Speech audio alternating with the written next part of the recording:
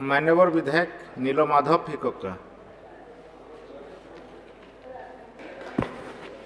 धन्यवाद उपबाचस्पति महोदय।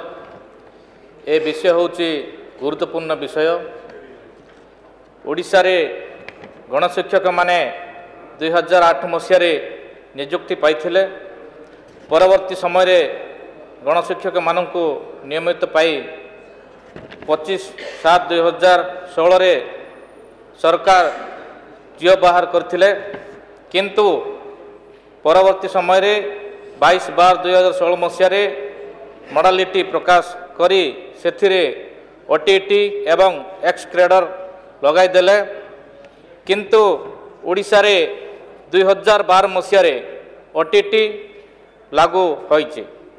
तेणु ए डबल इंजिन सरकार अनुरोध गणशिक्षक मानकु ओटीटी एवं एक्स ग्रेडर को उच्छेद तुरंत करंतु। उपबाचस्पति महोदय, कोरापुट परी एही पछुआ जिले में 15 वर्ष है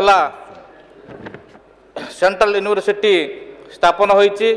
उक्त विद्यालय रे रजिस्टर 5 गोटी पदरे धरी बसचंती, जहाँ खबर जना जाइछि, यथा एचओडी, डीन फाइनेंस एवं वाइस चांसलर।